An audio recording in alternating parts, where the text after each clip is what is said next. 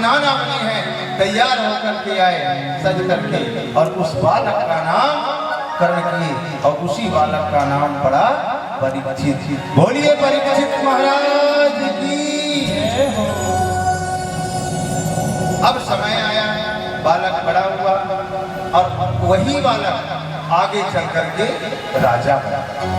राजा, और जैसे राजा बना तो सुन लो, परीक्षित जी का राज, ध्रुव जी का राज और राम जी का राज ये लगभग बराबर कि आयो परीक्षित और राज सुखदाई, और सुख संपत्ति श्री घर घर छाई। जब परीक्षित जी राजा बने हैं ना, तो परीक्षित जी के राज की सबसे बड़ी विशेषता क्या थी? किसी के साथ बैर नहीं था परीक्षित जी के राज में, और परीक्षित जी के राज में किसी के घर में ताला नहीं लगता था। बताइए, सर्प और चूहा एक साथ एक बिल में रह सकते हैं? कभी नहीं। पर परीक्षित जी के राज में सर्प और चूहा दोनों एक बिल में रहे। ऐसा क्यों होता था? क्योंकि भगवान का प्रभाव है। भाई, राजा परीक्षित के ऊपर ठाकुर जी का प्रभाव है, कृष्ण जी का, तो जिस राजा के ऊपर भगवान का प्रभाव है, उसके पूरे प्रजा के ऊपर तो भगवान का प्रभाव अपने आप हो जाता है। तो एक ही साथ सांप और चूहा एक ही बिल में रहे, पर किसी को कोई परेशान ना हो। और इतना ही नहीं, वहां एक ही घाट पिए जल सिंह और मृग छौना। जो शेर है और मृग का जो छौना है, नदी के एक ही घाट में पानी पीते थे। जितना पावर शेर रखता था, उतना पावर मृग छौना भी रखता था, क्योंकि सबके ऊपर नारायण की कृपा। नहीं तो शेर देखे मृग छौना को तो नाश्ता कर देते। वहां सबका पावर है, क्योंकि प्रभु की कृपा। किसी के घर में ताला नहीं लगता था, क्यों? सुख समृद्धि तेरी घर घर छाई। भैया, अपने घर में खुद इतना भरा है कि रखने का जगह नहीं है, दूसरे घर से हम चोरी करके थोड़ी लाए।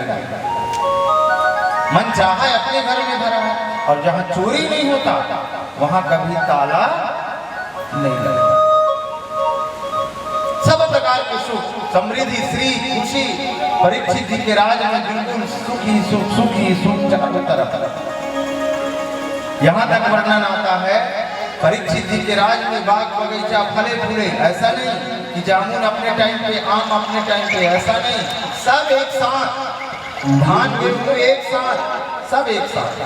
ताल तलैया हमेशा भरे, यज्ञ हो रहा है, अनुष्ठान हो रहा है, जप हो रहा है, तप हो रहा है, पूजा हो रहा है, पाठ, सब चारों तरफ धर्म ही धर्म का पताका लहरा रहा है। राजा परीक्षित ऐसे राजा थे कि स्वयं अपना वेश बदलते थे, साधारण वेश बनाते थे, और साधुओं के आश्रम में जाते थे, और आश्रम में जाकर के आश्रम की साफ सफाई करते थे, आश्रम के लिए पानी भरते थे, साधु संतों का पैर दबाते थे। राजा बनकर जाते थे, ऐसा काम थोड़ी कराते, इसीलिए वो साधारण बनकर जाते थे, वेश बदल कर जाते थे, और जाकर के साधु संतों आश्रमों की सेवा करते थे। आज सभी संतों की कृपा राजा परीक्षित के ऊपर, आनंद ही आनंद, खुशी ही खुशी, सुख ही सुख। पर एक चीज ध्यान रखना जी, जब सब प्रकार से सुख होता है, जब सब प्रकार से खुशी हो जाती है, तभी किसी ना किसी की नजर लग जाती है। जब सब अच्छा हो जाता है, सुख हो जाता है, सौभाग्य खुशी, आज परीक्षित के ऊपर सब प्रकार के सुख सौभाग्य आनंद धर्म सब, तो परीक्षित जी को भी नजर लगी। बोले किसकी नजर? बोले कलयुग की नजर। बोले कैसे लगी? एक दिन क्या हुआ कि राजा परीक्षित शिकार खेलने के लिए जा रहे थे, और जैसे राजा परीक्षित शिकार खेलने जा रहे थे, तो उन्होंने एक दृश्य देखा। बोले क्या दृश्य देखा? ऐसा दृश्य देखा, बैल, जो एक बैल है, बैल के चार पैर होते हैं ना, पर वो जो बैल था, उस बैल का केवल एक ही पैर था। केवल। और वो बैल केवल एक ही पैर में खड़ा था। बैल किसे कहते हैं? बैल कहते हैं धर्म को। बैल किसे कहते हैं? धर्म को। सुन लीजिए, जब सतयुग था तो धर्म रूपी बैल के 4 पैर थे। जब त्रेता हुआ तो धर्म रूपी बैल के 3 पद थे। जब द्वापर हुआ तो धर्म रूपी बैल के 2 पद थे। और कलयुग में धर्म केवल एक ही पैर में खड़ा है। और उसे भी कलयुग काट रहा है, काट रहा है, काट रहा है। क्यों काट रहा है? कि भाई जब धर्म गिरेगा तभी तो कलयुग की मैं स्थापना करूंगा। कलयुग कैसा दिखता है मालूम है? बड़ा भयानक काले पहाड़ के समान शरीर। राजा परीक्षित देखे, मेरे राज्य में इतना बड़ा अत्याचार, मेरे राज्य में इतना बड़ा अत्याचार। राजा परीक्षित बड़े दुखी हुए। तुरंत धनुष और बाण लेकर के शब्द भेद बनाकर और कलयुग को मारने के लिए दौड़े। और जैसे ही मारने के लिए दौड़े कलयुग को, उसी समय कलयुग क्या किया? राजा परीक्षित के शरण में आ गया। और 5 पांडव ने परीक्षित को कहा था कि संसार में हमारा चाहे कितना भी बड़ा शत्रु क्यों ना हो, यदि वो हमारे शरण में आ जाए तो उसे कभी मारना नहीं चाहिए। आज कलयुग राजा परीक्षित के शरण में आ गया। अब कैसे करेंगे? शरणागत को तो कोई सजा नहीं दे सकता ना। राजा परीक्षित से कलयुग कहते हैं मुझे रहना है, मुझे स्थान दो। कलयुग को रहने के लिए स्थान देते हैं। कलयुग को रहने के लिए स्थान देते हैं। देखिए कलयुग किन किन स्थानों पर है। हम आपसे कहते हैं ऐसे स्थानों में जानकर तो जानकर कभी स्वप्न में भी मत जाना। यदि तुम स्वप्न में भी चले गए ना तो समझ लेना तुम्हारा विनाश प्रारंभ है। कहाँ रहता है कलयुग? कि धूतम पानम स्त्रियम। कलयुग पहला धूतम पानम स्त्रियः सूनायत्र धर्मश्चतुर्विदः। कलयुग को 4 स्थान मिला है। उनमें सबसे पहला स्थान है धूतम। धूतम माने जहाँ जुआ होता हो, सट्टा होता हो, चौसर होता हो, ताश होता हो, ऐसे स्थान में कभी मत जाना।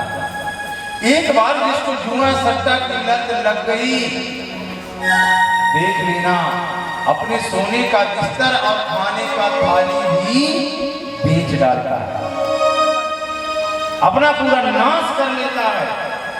क्योंकि कलयुग पकड़ना जानता है, छोड़ना नहीं। ताश खेलने वाले को तुम देखना जहां भी होंगे, वो पूरा दिन वहां बैठ कर गवा देगा। मान लो उसको जगह नहीं मिले ना, वो ये ताक में रहता है, कोई यहाँ से उठे घेर से मैं बैठूं, पर यदि कोई नहीं उठे तो भी वहां पर दिल को लगाया रहेगा। कोई उठ जाए तो मैं बैठ जाता, और नहीं उठे तो भी समय कम करवाता है। क्योंकि जुआ जिसको पकड़ लेता है ना, छोड़ता नहीं है, अपना सर्वस्व नाश कर लेता है। क्योंकि वो कलयुग है, कलयुग जिसे पकड़ता है। तो ऐसे स्थान में कलयुग बोलकर मत जाना। पाना, जहां शराब पीते हैं, जो शराबी होते हैं, ये कलयुग है। क्योंकि एक बार जिनको कलयुग पकड़ लेता है, जो एक बार शराब पीना शुरू कर दिए तो कलयुग है, इतनी आसानी से छोड़ने वाला नहीं है। और सबसे बड़ी बात, अपना नाश तो करता है पाना, भैया अपना नाश तो करता है, साथ में अपने घर वालों का भी नाश करता है।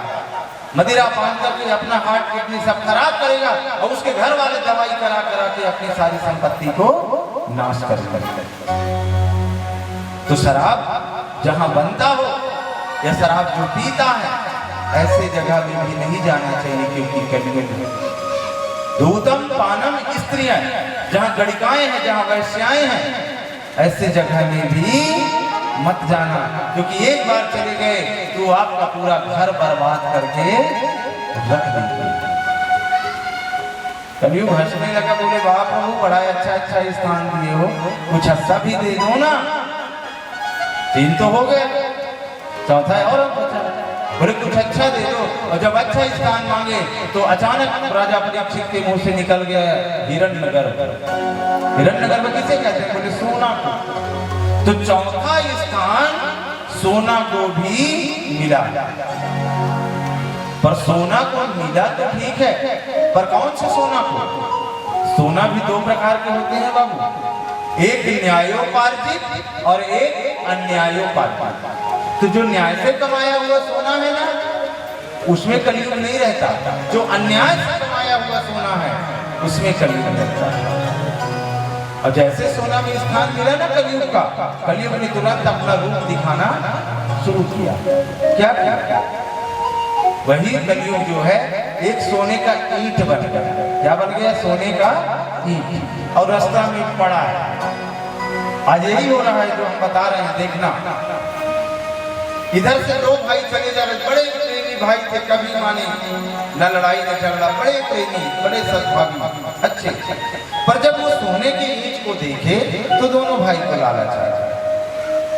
बड़ा भाई कहता है छोटे भाई से, बड़ा भाई कहता है छोटे भाई से, भैया, बोले हाँ, बोले सुनो ना, हमको भूख लगी है ना, बोले हाँ। तो बोले ऐसा करो, तुम जाओ भोजन ले आओ, भोजन, तब तक मैं सोने की ईंट को देखता हूँ। जब भोजन लेके आ जाओगे तो दोनों भाई भोजन कर लेंगे, फिर सोने की ईंट को लेकर चले जाएंगे। बोले ठीक है। छोटा भाई भोजन लेने गया, पर कलयुग उसके मन को क्या कर दिया? बोले मैं इस भोजन में ऐसा करता हूँ, जहर मिला देता हूँ। और जैसे जहर मिला दूंगा, बड़ा भाई खाएगा तो मर जाएगा, मेरा सोना पूरा मुझे मिल जाएगा। बोले ठीक है। वो जहर मिला दिया। अब इधर बड़ा भाई क्या किया है? अपनी बंदूक में गोली भर के रेडी कि जब छोटा आएगा तो उसको 2 गोली मार दूंगा तो भोजन भी मेरा हो जाएगा और सोने का ईंट भी मेरा हो जाएगा। यही हुआ। छोटा भाई जहर मिलाकर के भोजन लाया बड़े को मारने के लिए। बड़ा भाई उसको 2 गोली मार दिया, छोटा भाई मर गया। जब छोटा भाई मारा गया तो उसी भोजन को उठाकर बड़ा भाई भी कर लिया, तो बड़ा भाई भी मारा गया। और उस सोने की ईंट से कलयुग निकला और बोले यही है मेरी माया। आज सेम कहानी देखना, दोनों भाई हैं सगे और एक खेत है और उस खेत का एक मेड़ है पार, है ना। अब कहीं उस पार को छोटा भाई थोड़ा सा ज्यादा काट दिया, तेज दिन में कट गया, तो इतना झगड़ा करेंगे, इतना झगड़ा करेंगे कि छोटा भाई तो पार को काटा है, बड़ा भाई मारे गुस्से से छोटे भाई को ही। ये कलयुग में हो रहा है। आज सभी भाई लड़ रहे हैं ऐसे सोने में। कलयुग की माया। सोने में स्थान तो मिला जगह जगह। आज राजा परीक्षित भी मुकुट पहने हैं, सोने का मुकुट। यही पर संतों ने पकड़ लिया बात कि प्रभु सोने का मुकुट तो पहने हैं, उसमें कलयुग कैसे जाएगा? क्योंकि राजा परीक्षित तो धर्मात्मा राजा है और कलयुग तो अन्याय वाले मुकुट में जाएगा ना, न्याय वाले में थोड़ी जाएगा। पकड़े हैं विद्वान। तब उन्होंने कहा, राजा परीक्षित धर्मात्मा थे, कोई इसमें शक नहीं, पर राजा परीक्षित कौन सा मुकुट पहने थे? राजा परीक्षित वही मुकुट पहने थे जिसको जरासंध से जीत करके 5 पांडव लाए थे। तो वो मुकुट जो था वो जरासंध का। आज उस जरासंध के मुकुट पर और वो प्रवेश कर लिया कलयुग। और जैसे कलयुग प्रवेश किया तो आज राजा परीक्षित का जो बुद्धि है वो भ्रमित हो गया। कलयुग ने घुमा दिया। क्या हुआ? कैसे घुमाया? देखिए, जैसे राजा परीक्षित की बुद्धि घूमी, राजा परीक्षित आज क्या हुआ? घोड़े पर चढ़े हैं और चढ़े चढ़े कहाँ गए? समीक ऋषि के आश्रम में। और जब समीक ऋषि के आश्रम में गए हैं तो घोड़े पर चढ़े हैं। अभी तक मैं बताया हूँ राजा परीक्षित संतों की सेवा करते हैं, पर आज कलयुग ने उनकी बुद्धि को बिगाड़ दिया। आज घोड़े पर चढ़े हैं, घोड़े पर चढ़े और कहते हैं जल देओ, भोजन देओ, समीक ऋषि ध्यान में है, समीक ऋषि नहीं सुने।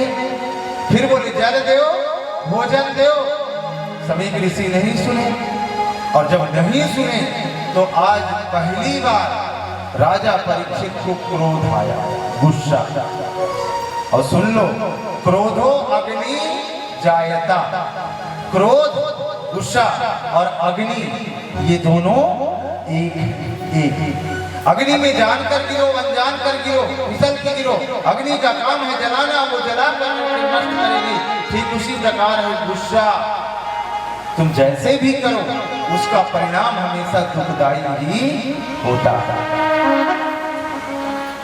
अब जैसे मारे गुस्सा तो चढ़ गया आदमी को, जब बहुत गुस्सा होता है अपनी पत्नी के ऊपर ही गुस्सा उतार देता है। अब आया हमारे गुस्से से अपनी पत्नी को ही मार दिया, अब थोड़ा लग भी गया, पत्नी को लग गया ना, अब क्या होगा उसका परिणाम? अब वो तो बीमार हो गई। अब तुम्हारा गुस्सा जब उतरा था, अब वो बीमार हो गई, मार दिए। चल अब खाना तू बना, बर्तन तू साफ कर, सब काम करना पड़ रहा है ना अब अपने को। मार तो दिया पर अब सब काम हो, अब हॉस्पिटल भी ले जा बैठा के साइकिल में, तो ताकत भी लगा, अब साइकिल भी चला और पैसा भी लगा, दवाई भी करा। तो बाद में वो पछताता है, यदि मैं हाथ नहीं छोड़ा होता तो आज इतना काम मुझे करना नहीं पड़ता। इसलिए क्रोध में किया हुआ काम हमेशा पछतावा में ही खत्म होता। आज राजा परीक्षित को क्रोध आया, और जैसे ही राजा परीक्षित को क्रोध आया, गुस्सा आया, तो क्या देखे? राजा परीक्षित ने देखा कि वहीं पर एक सर्प मरा हुआ पड़ा। और जैसे ही मरा हुआ सर्प पड़ा है तो मारे गुस्सा के उस मरे हुए सर्प को उठाए और उठा कर ले जा करके और समीक ऋषि के गले में डाला। ये गुस्सा से हुआ ना, क्रोध से। मरे हुए सर्प के उठा करके समीक ऋषि के गले में डाल दिया और आग। उन्हीं समीक ऋषि का बेटा था पुत्र श्रृंगी ऋषि। जब श्रृंगी ऋषि आए तो उन्होंने देखा, क्या देखा? कि मेरे पिता के गले में कोई मरा हुआ सर्प डाला है। जैसे उन्होंने देखा तो मारे गुस्से के कमंडल से जल लिया और जल लेकर मंत्र पढ़कर उसी समय श्राप दे दिया कि जो मेरे पिता के गले में मरा हुआ सर्प डाला है, मैं उसे श्राप देता हूं कि 7 दिन के भीतर इसी सर्प के जो पूर्वज हैं, जिनका नाम है तक्षक, इसी सर्प के जो पूर्वज हैं तक्षक नाग के काटने से उसकी मृत्यु हो जाएगी। राजा परीक्षित को 7 दिन में मृत्यु का श्राप तो लग गया। अब राजा परीक्षित महल पहुंचे, तो जब महल पहुंचे तो उन्होंने मुकुट निकाला, और जब मुकुट निकाला तब राजा परीक्षित को समझ में आया कि आज मेरे से कितनी बड़ी गलती हो गई। राजा परीक्षित क्षमा मांगने आते हैं, उसी समय आश्रम से 2 शिष्य पहुंच जाते हैं। हे राजन, बोले हाँ। बोले आपको 7 दिन में मृत्यु का श्राप लगा है, आप 7 दिन में मृत्यु को जीत सकते हैं तो जीतिए। राजा परीक्षित को लगा श्राप। जैसे राजा परीक्षित को इस बात की जानकारी हुई कि मुझे 7 दिन में मृत्यु का श्राप लगा है, देखिए हम कहते हैं कि मृत्यु का श्राप लगा है, पर राजा परीक्षित कहते हैं ये श्राप नहीं है, ये तो आशीर्वाद है। राजा परीक्षित ने श्राप को ही आशीर्वाद में बदल दिया। बोले कैसे? राजा परीक्षित क्या कहते हैं, बताइए। इस सांस का, इस जीवन का एक पल का ठिकाना है, एक क्षण का ठिकाना है, एक दिन का ठिकाना है? नहीं। राजा परीक्षित खुद कहते हैं, मान लो मेरी मृत्यु कल नहीं हो तो अब तो मुझे 6 दिन ज्यादा जीना पड़ेगा ना, क्योंकि अब राज भी यदि मुझे लेने आएगा तो अब 7 दिन उसे इंतजार करना पड़ेगा, क्योंकि मुझे ऋषि ने आशीर्वाद दिया। देखिए, जिसको हम श्राप कहते हैं, राजा परीक्षित ने उसको आशीर्वाद बनाया। अब इस बात की जानकारी सबको हो गई कि राजा परीक्षित को श्राप लगा है। लाखों लाखों ऋषि आ गए, लाखों लाखों मुनि आ गए। बोले भाई अब 7 दिन में मृत्यु को कैसे जीतना, बताओ। कोई बोले ये कर लो, कोई बोले वो कर लो, पर कोई ये नहीं बोले कि ये कर लो तुम जीत जाओगे। नहीं, देखिए राजा परीक्षित अखंड भारत के सम्राट थे, ऐसा नहीं। तब इस समय जब भारत में ही बांग्लादेश, पाकिस्तान, जापान, नेपाल, भूटान भारत में ही था, ऐसे अखंड सम्राट थे राजा परीक्षित। एक क्षण की देरी नहीं किए, राजा परीक्षित राजसी वेश उतारे, हाथ में एक लोटा कमंडल लिए और 7 दिन में मृत्यु को जीतने के लिए जा रहे हैं। राजा परीक्षित अपना दुख बताए कि भाई मुझे मृत्यु का श्राप लगा है, मेरी रक्षा करो। सभी किसके पास वो बताते थे, सबको कहते थे भगवान के पास, भगवान ही रक्षा करेंगे। जिसके पास जाते थे भगवान ही रहे। सारे संसार से राजा परीक्षित हार गए, कोई नहीं बताया, तो हार कर भगवान कहाँ पहुंच गए, ठाकुर जी के पास। और जब आप भगवान के सच्चे भक्त हो जी, तो आपको यदि कोई समस्या है तो आप भगवान से डायरेक्ट बात करो। राजा परीक्षित डायरेक्ट जाकर भगवान से बात करते हैं। जब पहुंचे हैं ना राजा परीक्षित भगवान के पास, तो भगवान को कहते हैं प्रभु मुझे 7 दिन में मृत्यु का जो श्राप लगा है, मैं तुम्हारे पास आया हूँ। सारी दुनिया से मैं हार गया हूँ, अब तुम्हारे पास आया हूँ। यदि तुम्हारे पास भी मैं हार जाऊंगा तो कहाँ जाऊंगा ये भी अब तुम ही बताना। राजा परीक्षित कहते हैं जिसको सुनाया मैंने अपना फसाना, सबने बताया मुझे तेरा ही ठिकाना। मेरे को 7 दिन में मृत्यु का श्राप लगा है, मैं जिसको जिसको अपनी बात बताया सभी ने मुझे आपके पास ही भेजा। कि जिसको सुनाया मैंने अपना फसाना, सबने बताया मुझे तेरा ही ठिकाना। सुना है तुम सुनते हो हम जैसों की पुकार। हे प्रभु हम तो सुने हैं कि संसार के जितने दुखी हैं, जितने संकट में हैं, सबके दुख को तुम दूर करते हो। इसलिए मैं आपके पास आया कि सुना है तुम सुनते हो हम जैसों की पुकार। अगर यहाँ जो हारा कहाँ जाऊंगा सरकार। हे प्रभु सारे संसार से हार कर मैं आपके पास आया हूँ, यदि आपके पास भी मैं हार गया तो मैं कहाँ जाऊंगा, अब आप ही बताइए। दुनिया से मैं हारा तो आया तेरे द्वार, दुनिया से मैं हारा तो आया तेरे द्वार। अगर यहाँ जो हारा कहाँ जाऊंगा सरकार, अगर यहाँ जो हारा कहाँ जाऊंगा सरकार।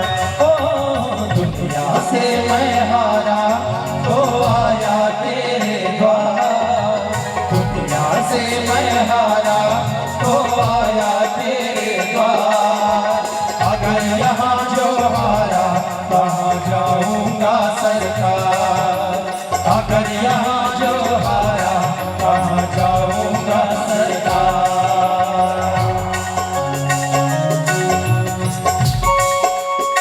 दोनों हाथ की ताली बड़े भाव से।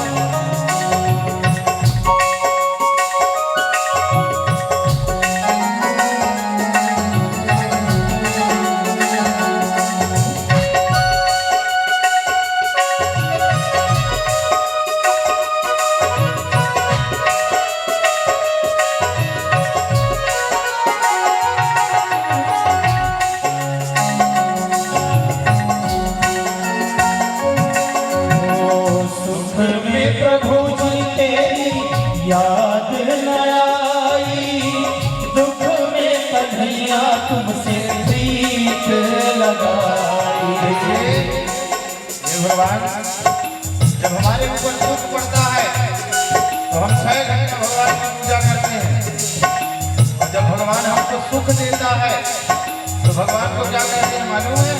हे भगवान आज हमको ऑफिस के लिए लेट हो रहा है, आज मम्मी पूजा करते हैं। वाह, दुख पड़ा तो 6 घंटा, सुख पड़ा तो सबसे पहले भगवान को भूल गए।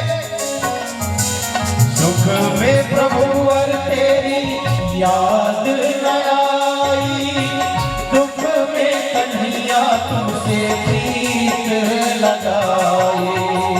सुख में प्रभु और तेरी याद न आई, दुख में कन्हैया तुमसे प्रीत लगाई। सारा दोस्त है मेरा प्रभु, ये जो गलती है ना आप मानिए, राजा परीक्षित कह रहे हैं। सारा दोष है मेरा मैं करता हूँ स्वीकार, सारा दोष है मेरा मैं करता हूँ स्वीकार। अगर यहाँ जो हारा कहाँ जाऊँगा सरकार, अगर यहाँ जो हारा कहाँ जाऊँगा सरकार। ओ दुनिया से मैं हारा तो आया तेरे द्वार, दुनिया से मैं हारा तो आया तेरे द्वार। अगर यहाँ जो हारा कहाँ जाऊँगा सरकार, अगर यहाँ जो हारा कहाँ जाऊँगा सरकार। दोनों हाथ की ताली सभी कोई बड़े भाव से बोलिए सावरिया सरकार की जय।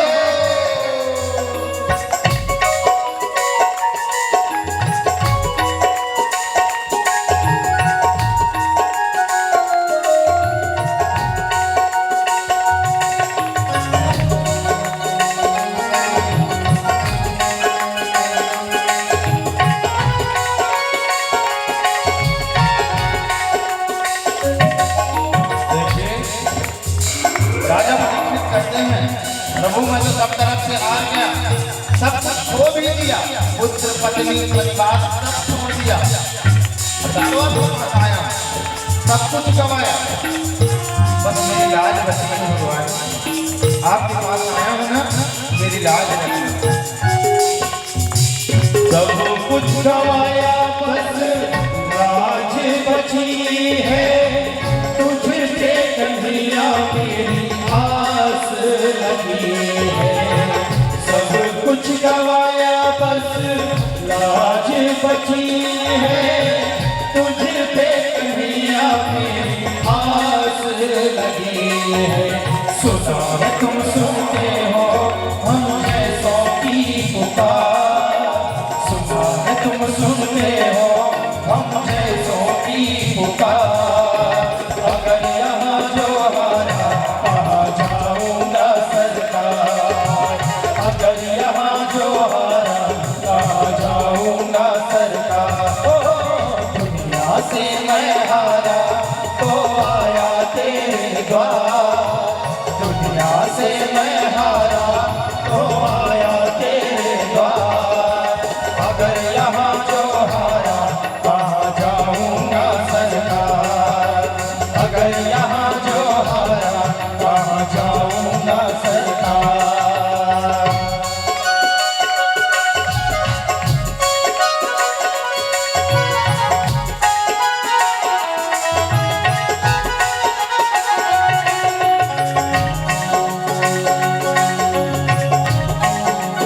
बोलिए बाबी बिहारी लाल की जय।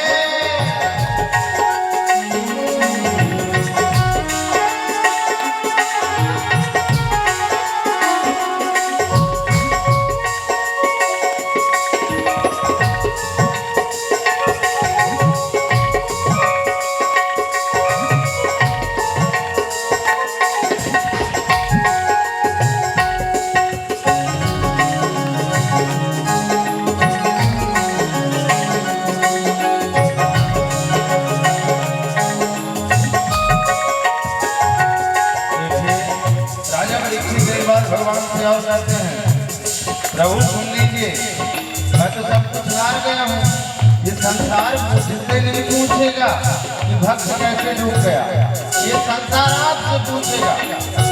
जिसकी नाव आप चलाते हो उसकी नाव कैसे डूब गया, आप जवाब देना प्रभु, मेरे को कोई फर्क नहीं है। मेरा तो क्या है, मैं तो पहले से हारा, तुमसे ही पूछेगा ये संसार सारा। मेरा तो क्या है, मैं तो पहले से हारा, तुमसे ही पूछेगा ये संसार सारा। डूब गई क्यों नैया तेरे रहते केवलहार, डूब गई क्यों नैया तेरे रहते केवलहार। अगर यहाँ जो हारा कहाँ जाऊँगा सरकार, अगर यहाँ जो हारा कहाँ जाऊँगा सरकार। दुनिया से मैं हारा तो आया तेरे द्वार, दुनिया से मैं हारा तो आया तेरे द्वार। अगर यहाँ जो हारा कहाँ जाऊँगा सरकार, अगर यहाँ जो हारा कहाँ जाऊँगा सरकार। सामने बिन तुम्हारे गुजारा नहीं, सामने बिन तुम्हारे गुजारा नहीं। और तेरे सिवा कोई, तेरे सिवा कोई हमारा नहीं, सामने बिन तुम्हारे गुजारा नहीं, सामने बिन तुम्हारे गुजारा नहीं। और तेरे सिवा कोई, तेरे सिवा कोई हमारा नहीं, सामने बिन तुम्हारे गुजारा नहीं, सामने बिन तुम्हारे गुजारा नहीं, सामने बिन तुम्हारे गुजारा नहीं, सामने बिन तुम्हारे गुजारा नहीं, सामने बिन तुम्हारे गुजारा नहीं। जिसको सुनाया मैंने अपना फसाना, सबने बताया मुझे तेरा ही ठिकाना। सब कुछ छोड़ के आखिर मैं आया तेरे द्वार। ओ, अब तेरे द्वार आया। अगर यहाँ भी हारा कहाँ जाऊँगा सरकार। भगवान के दरबार से कोई हार ही नहीं सकता। भगवान ने कहा, राजा भगवान बड़े बड़े घर में जाते हैं, छोटे घर में भगवान नहीं जाते। ये हम लोग कहते हैं। तुम लोग खुद सोचो, तुम लोग खुद सोचो कि तुम कितने बड़े घर में जाते हो, छोटे घर में जाते हो। यदि तुम्हारे गांव में निमंत्रण हो जाता है तो किसी बड़े घर में निमंत्रण होता है तो तुम पूरा परिवार निमंत्रण में जाते हो, पूरे परिवार। और किसी गरीब के घर में यदि होता है ना जी, तो कोई एक आदमी को भेज देते हो, जब चल जाए वो गए तो ठीक, हम ना गए तक।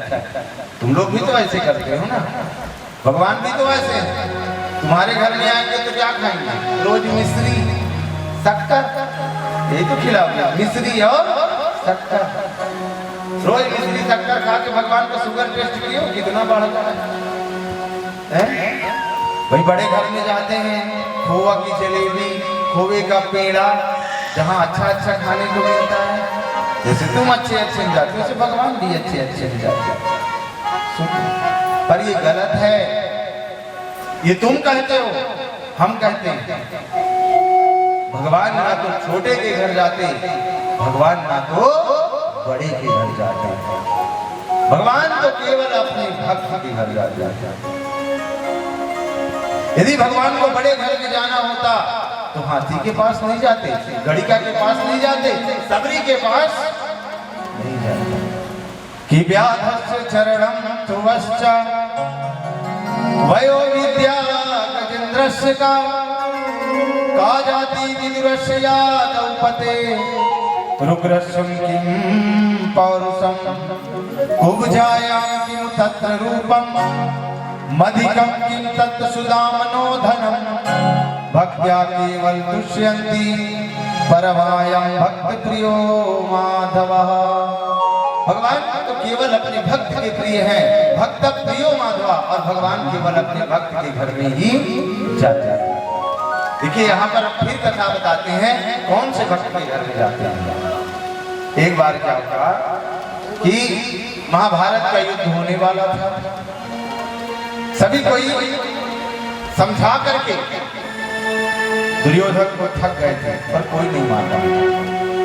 देखिए महाभारत का युद्ध कौरव पांडव में केवल चाहने वाला दुर्योधन था, उसके अलावा कोई भी महाभारत के युद्ध को नहीं चाहता। भगवान श्री कृष्ण कहते हैं ठीक है, मैं एक बार शांति दूत बन करके जाता हूँ और दुर्योधन को समझाता हूँ अंतिम बार। भगवान जा रहे हैं, उधर महात्मा विदुर किसको समझा रहे हैं?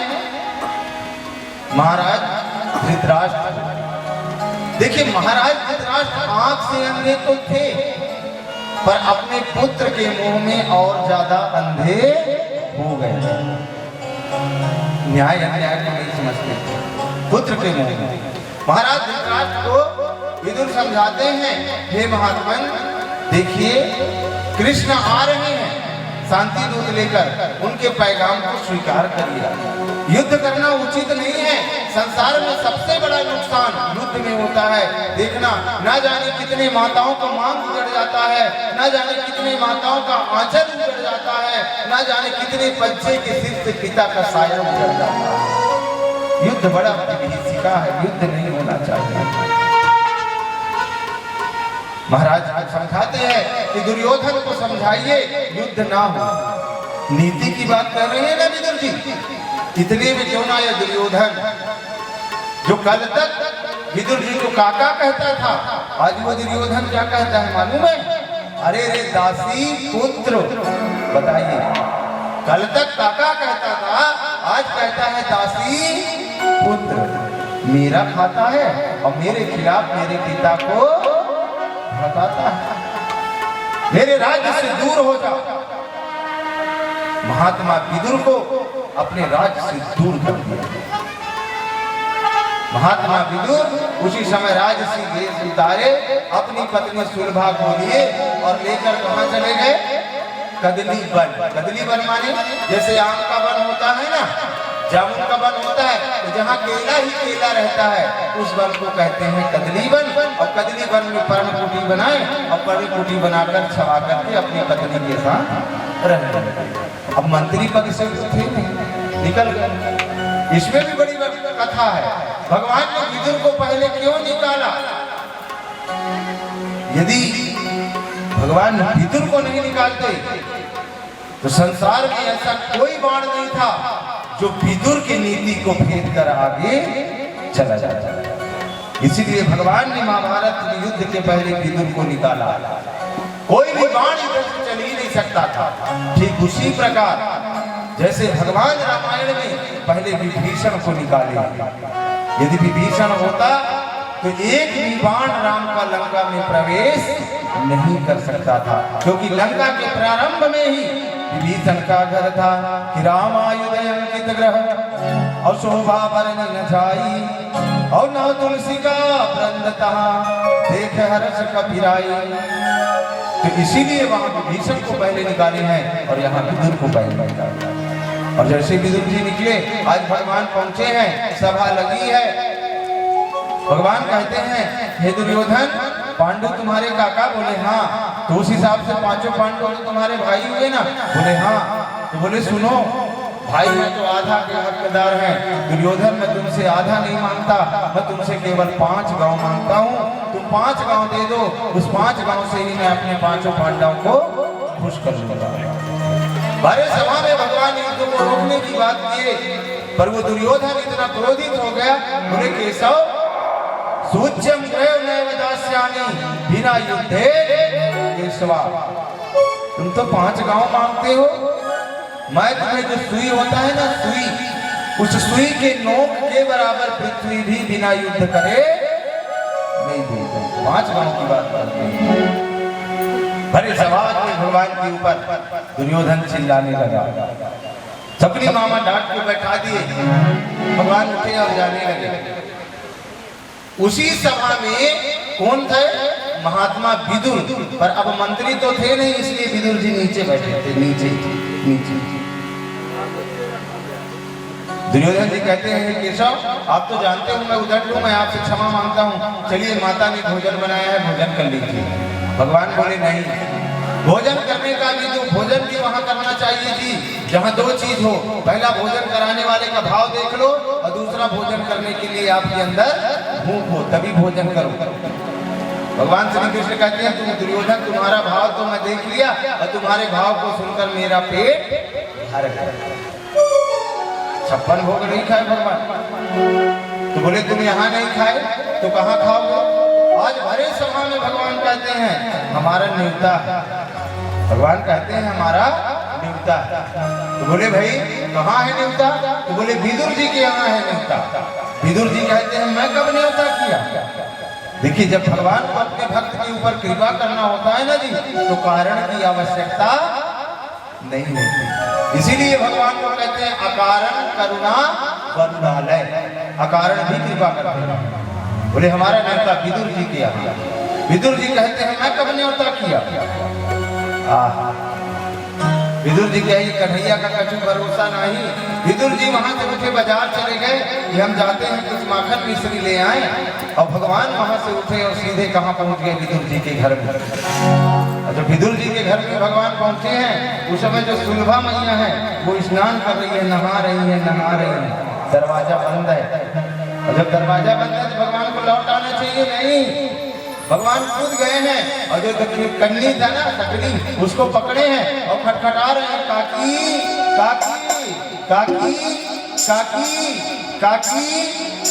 काकी तो मलमल की स्नान कर रही है सुलभा मैया। आवाज को सुनी कि मेरे कन्हैया की आवाज लागे, तो बोले कन्हैया यहाँ क्या करने आई? सुलभा मैया फिर नहाने लगे। भगवान बोले कैसे काकी दरवाजा नहीं खोले? आज फिर भगवान कन्नी पकड़े और फिर खटखटाने लगे, काकी काकी काकी काकी काकी काकी काकी। अब जब तक दरवाजा न खोलो काकी, तब तक अब दरवाजा खटखटाए। सुलभा मैया समझ गई कि मेरे कन्हैया आए। आज सुलभा मैया स्नान करते करते आ गई, और जैसे आकर के दरवाजा खोली तो क्या देखते हैं? सामने कन्हैया खड़े हैं। आज काकी देख रही कन्हैया को, और कन्हैया देख रहे काकी को।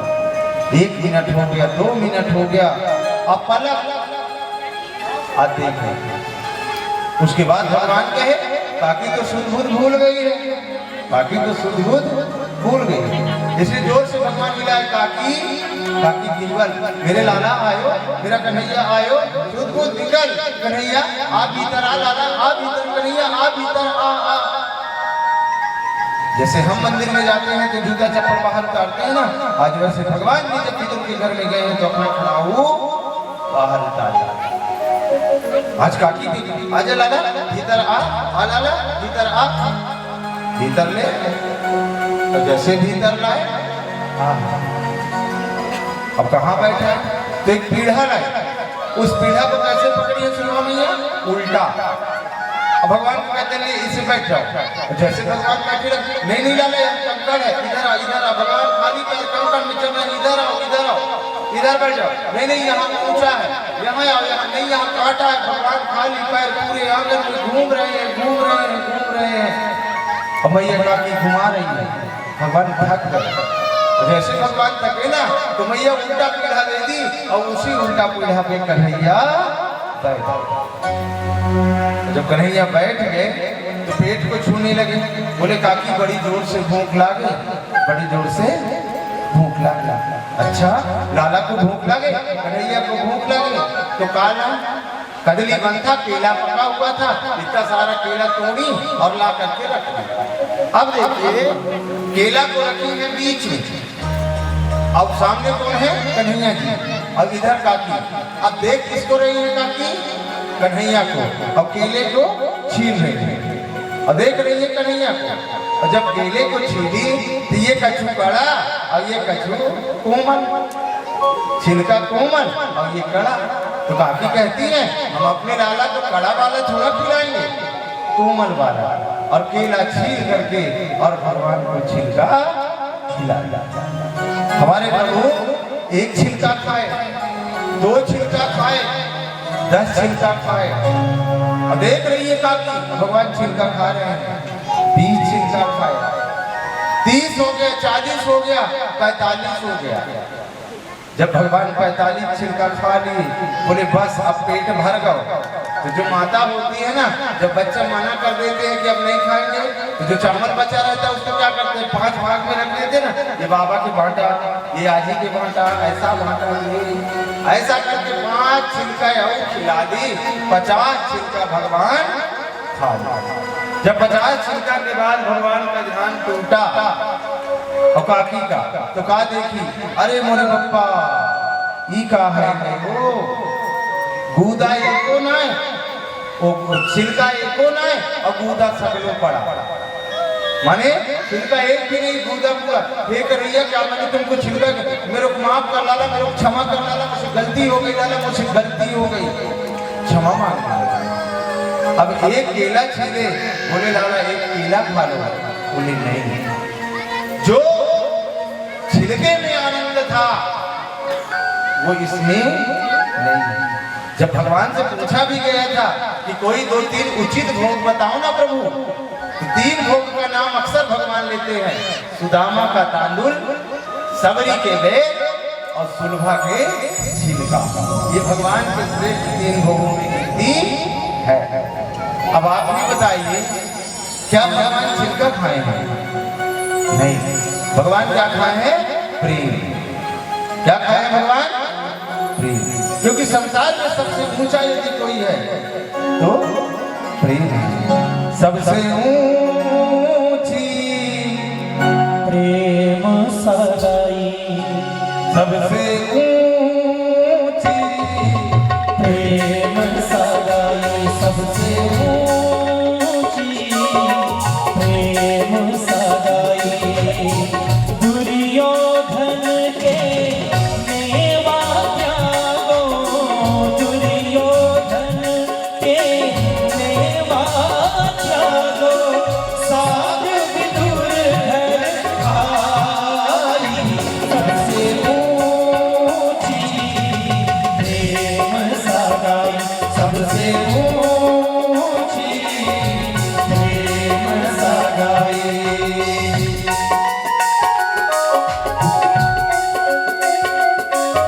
बोलिए बाकी बिहारी लाल की जय हो।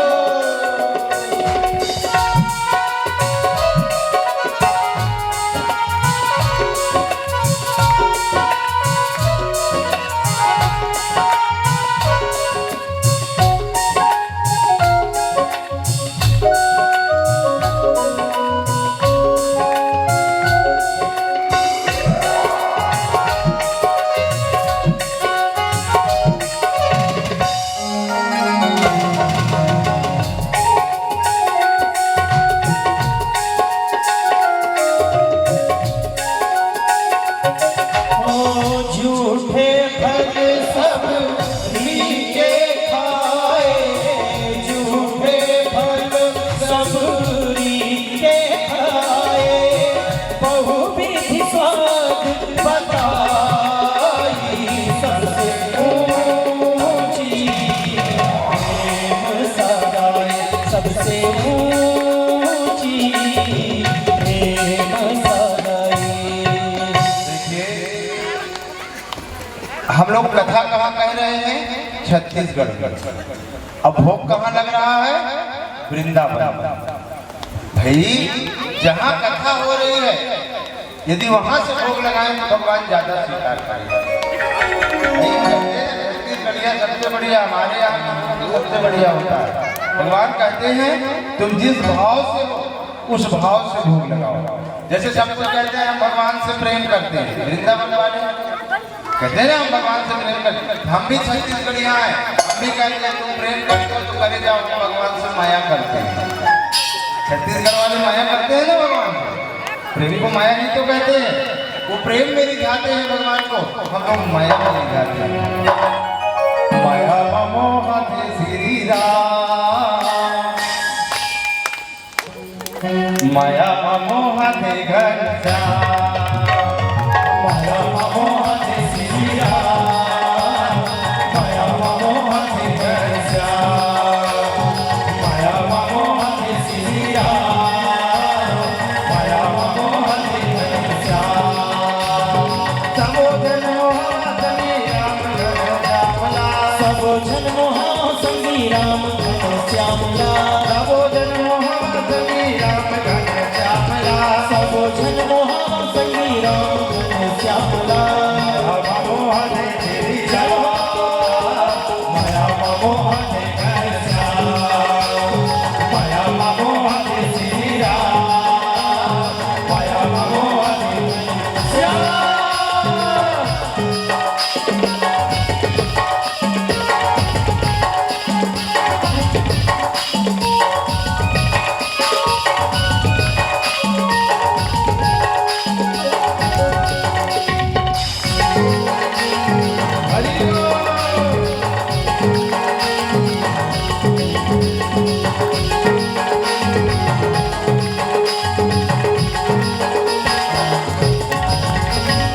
राजा दुर्योधन श्याम भोजन बरबलाते, राजा दुर्योधन श्याम भोजन बरबलाते, राजा दुर्योधन श्याम भोजन बरबलाते, राजा दुर्योधन श्याम भोजन बरबलाते। छप्पन भोग संग सोलह थारी मां सजाते, छप्पन भोग संगी सोलह थारी मां सजावे, छप्पन भोग संग सोलह थारी मां सजाते, छप्पन भोग संगी सोलह थारी मां सजावे। माया नहीं, माया नहीं तोरे हृदय मां, मैं न कहूँ तोरे घर मां, माया नहीं तोरे हृदय मां, मैं न कहूँ तोरे घर मां, माया मोह श्री राम, माया मोह श्री घर श्याम। दोनों हाथ की ताली बड़े भाव से बोलिए, रसिक बिहारी भगवान की जय हो।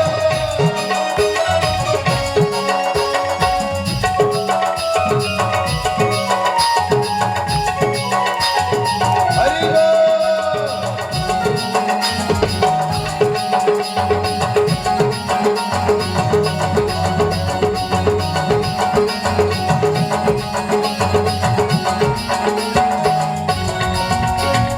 सबरी के माया में श्री राम मोहागे, सबरी के माया में श्री राम मोहागे, सबरी के माया में श्री राम मोहागे, सबरी के माया में श्री राम मोहागे।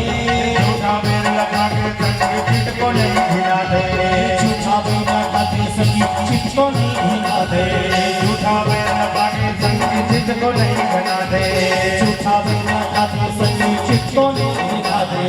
लक्ष्मणा लक्ष्मणा लगे अपमान,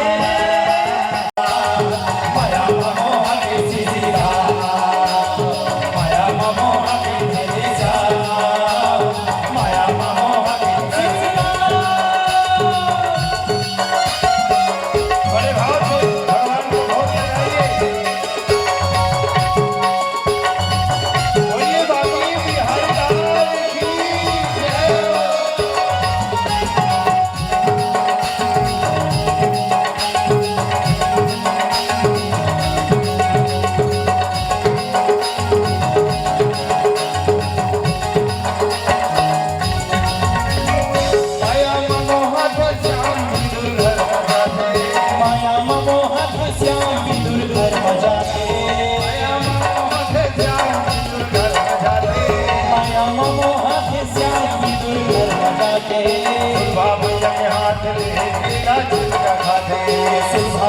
के हाथ ले केला छिलका खाते, सुधा मैया के हाथ ले केला छिलका खाते, सुधा मैया के हाथ ले केला छिलका खाते।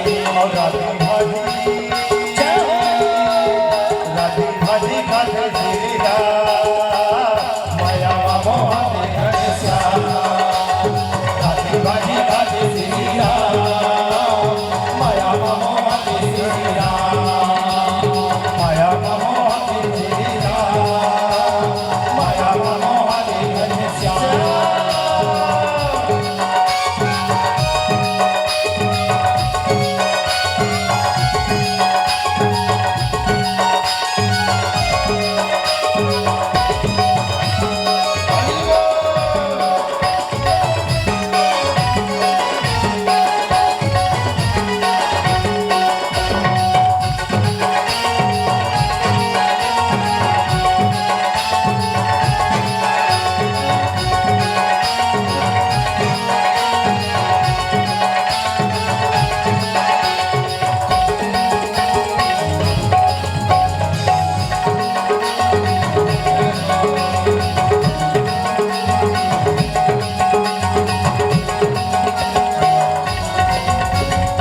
सबरी के माया में श्री राम मोहागे, सबरी के माया में श्री राम मोहागे। झूठा बैल रखा के संगी जिनको नहीं नाथे, झूठा बैल रखा के संगी जिनको नहीं नाथे। लक्ष्मण लागे अकुमार माया मोहते श्री राम, लक्ष्मण लागे अकुमार माया मोहते श्री राम, माया मोहते श्री राम, माया मोहते घनश्याम, माया मोहते श्री राम, माया मोहते घनश्याम, माया मोहते श्री राम, माया मोहते घनश्याम, माया मोहते घनश्याम, माया मोहते श्री राम।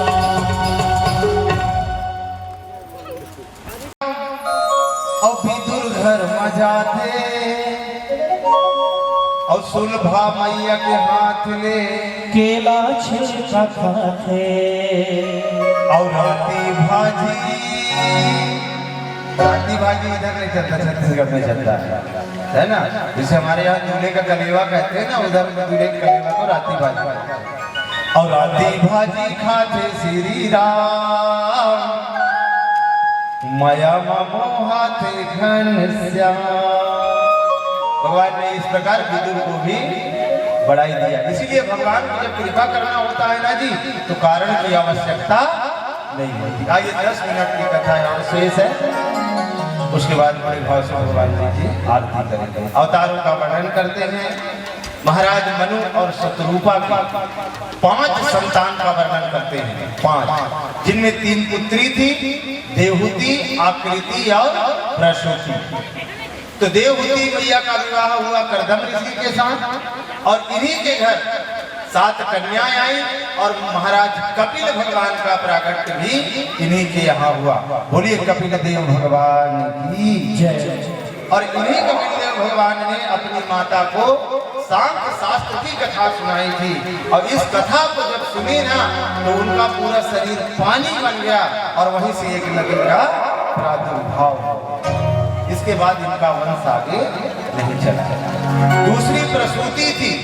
प्रसूति का विवाह रुचिर प्रजापति से हुआ, पर इनका कोई संतान नहीं हुआ। और तीसरी थी आकृति का विवाह रुचि प्रजापति से हुआ, इनका संतान नहीं हुआ।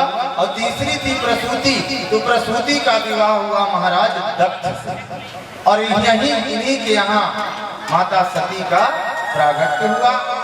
पर भगवान भोलेनाथ अपने दामाद से ही बैर, महाराज दक्ष अपने दामाद भोलेनाथ से ही बैर किए थे।